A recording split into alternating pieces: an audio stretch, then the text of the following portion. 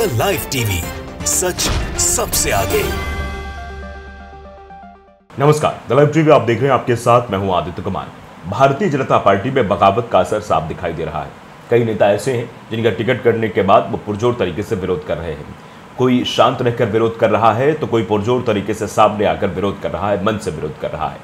एक ऐसे ही विरोध की तस्वीर बिहार से सामने आई है। बिहार में अश्विनी चौबे को आप भलीभांति जानते होंगे। उन्होंने बाकायदे कहा कि मैं बक्सर में ही रहूंगा।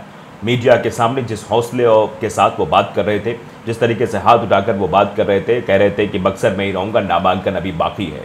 यानी वो बक्सर से चुनाव लड़ेंगे, वो भारतीय जनता पार्टी के प्रत्याशी के खिलाफ चुनाव लड़ेंगे, क्योंकि भारतीय जनता पार्टी के वो सांसद थे और इस बार उनका टिकट काट दिया गया है। वो बेहद नाराज दिखाई दे रहे हैं। जो लहजा उनका दिखाई दे रहा था वो साफ बता रहा था कि बक्सर में वो रहेंगे और बक्सर में नामांकन करेंगे, बक्सर में मैं ही रहूंगा। ये नारा अश्विनी चौबे के मुखार बिंदुओं से साफ तौर पर दिखाई दे रहा था। अब जरा आप थोड़ा सा वीडियो देख लीजिए। वीडियो देखने के बाद आप भी अंदाजा लगा पाएंगे कि किस तरीके से अश्विनी चौबे अब भारतीय जनता पार्टी के खिलाफ चुनाव लड़ने की बात कह रहे हैं और उनके लहजे से लग रहा है कि भारतीय जनता पार्टी का वो सिर्फ बक्सर में ही नहीं, पूरे बिहार में बड़ा नुकसान करने वाले हैं। जरा पहले आप वीडियो देखिए। बक्सर में मैं ही रहूंगा। तो वीडियो देखकर आपने अंदाजा लगा लिया होगा किस कदर गुस्से में नजर आ रहे हैं अश्विनी चौबे। बक्सर में ही रहूंगा। बक्सर से बीजेपी सांसद अश्विनी चौबे का वीडियो वायरल। बता दें कि बीजेपी ने मिथिलेश तिवारी को यहां से टिकट दिया है। न्यूज़ 24 ने बाकायदे एक्स पर पोस्ट किया है कि मिथिलेश तिवारी को बक्सर में भारतीय जनता पार्टी ने उम्मीदवार बनाया तो भारतीय जनता पार्टी की मुसीबत उसी वक्त से शुरू हो गई। अब भारतीय जनता पार्टी को टारगेट किया जा रहा है। नामांकन अभी बाकी की बात हो रही है, तो इससे आप अंदाजा लगा सकते हैं कि अश्विनी चौबे बक्सर नहीं छोड़ने वाले और अश्विनी चौबे बक्सर में ही भारतीय जनता पार्टी के नेता को हराने का पूरा काम करेंगे। यानी जो उम्मीदवार बनाए गए हैं तिवारी जी, उनके लिए मुसीबत खड़ी होने वाली है बक्सर में। मिथिलेश तिवारी को टिकट देने के बाद ये चीज़ें निकलकर सामने आई हैं। हम लोगों का रिएक्शन भी आपको बताएंगे, आखिरकार लोग इस पर रिएक्ट क्या कर रहे हैं और बिहार में नुकसान कितना होगा ये भी बताएंगे। लेकिन उससे पहले कई जगह पर आर्टिकल्स छपे हैं जो आप मुसीबत का सबब बने हैं। न्यूज़ 18 ने भी लिखा है कि बक्सर में मैं ही रहूंगा, नामांकन बाकी है। टिकट कटने के बाद गरजे अश्विनी चौबे, कह दी बड़ी बात। बिहार के बक्सर सीट से लोकसभा चुनाव की लड़ाई दिलचस्प होती दिखाई दे रही है। भले ही पार्टी ने केंद्रीय मंत्री और बक्सर से बीजेपी के वर्तमान सांसद अश्विनी चौबे को इस बार टिकट नहीं दिया है, लेकिन उन्होंने अपने बयान से बड़ा संकेत दे दिया है। बक्सर के सांसद अश्विनी चौबे ने कहा कि मैं बक्सर में मैं ही रहूंगा। मतलब बक्सर में और कोई नेता भारतीय जनता पार्टी का नहीं बन पाएगा। चौबे का एक वीडियो वायरल हो रहा है जिसमें उन्होंने कहा कि अभी नामांकन बाकी है, बहुत कुछ होने वाला है। किसने क्या समझा नहीं समझा मुझे पता नहीं, लेकिन हाँ, कुछ षड्यंत्रकारी थे जो चुनाव के बाद नंगे होंगे। चौबे ने कहा कि इसके बाद कि जो भी होगा मंगलमय होगा। अश्विनी चौबे ने ये बातें कार्यकर्ताओं को संबोधित करते हुए कही, जिसका वीडियो अब सोशल मीडिया पर जमकर वायरल हो रहा है। मालूम हो कि बीजेपी ने इस बार अश्विनी चौबे का टिकट काट दिया है और इस सीट से गोपालगंज जिले के रहने वाले मिथिलेश तिवारी को टिकट दिया गया है।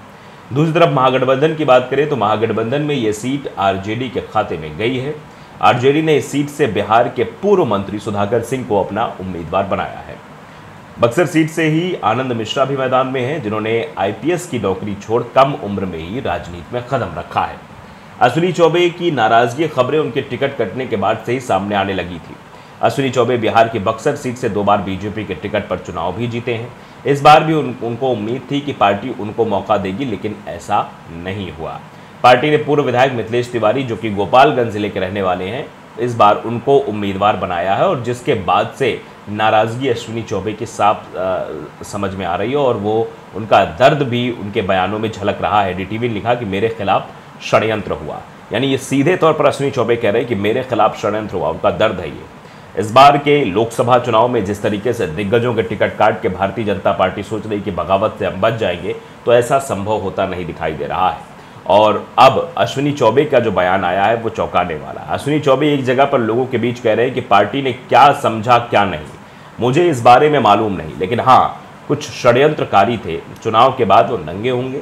अभी नामांकन बाकी और बहुत कुछ होने वाला है। मेरे कार्यकर्ता मित्रों, चिंता मत करो, कुछ भी होगा मंगलमय होगा। बक्सर में ही मैं रहूंगा, मैं ही बक्सर में रहूंगा। ऐसा पहली बार नहीं है जब अश्विनी चौबे के टिकट कटने का दर्द सबके सामने जाहिर हुआ हो।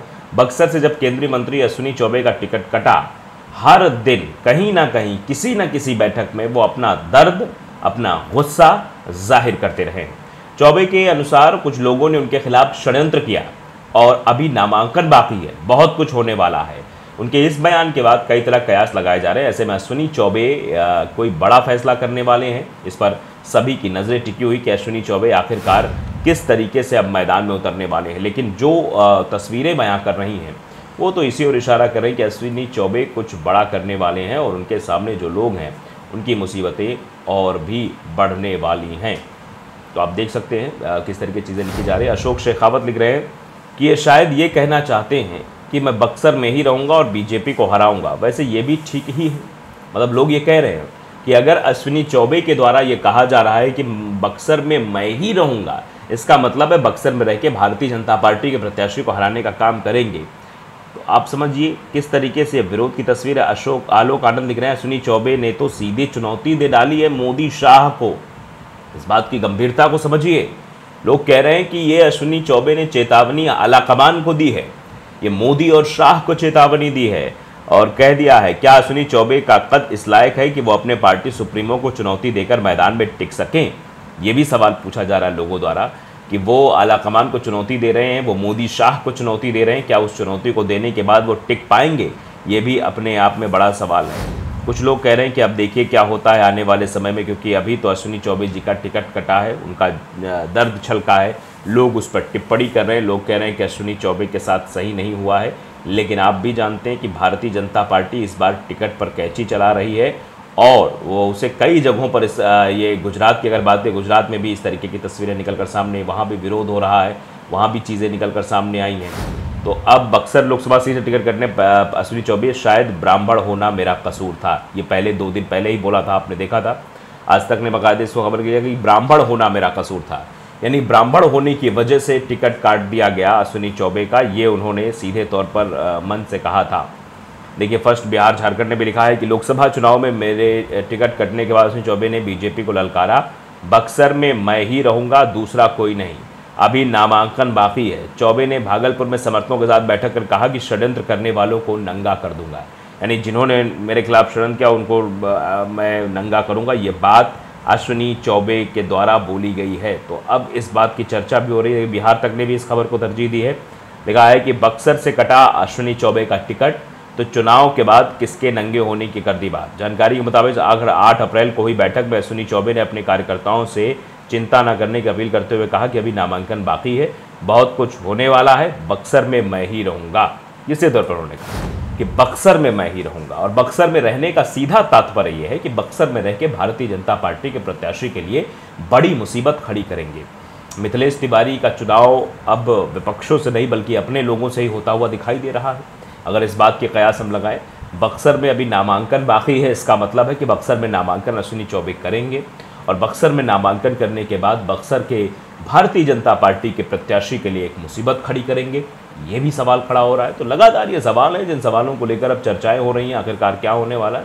लेकिन देखने वाली बात है कि इस तरीके की चीज़ें अगर निकल कर सामने आती है उसके बाद क्या होता है। लाइव टीवी को अगर आपने सब्सक्राइब नहीं किया जरूर करिए, बेल आइकन दबाइए ताकि सच खबर आप तक पहुंचती रहे। नमस्कार। द लाइव टीवी, सच सबसे आगे।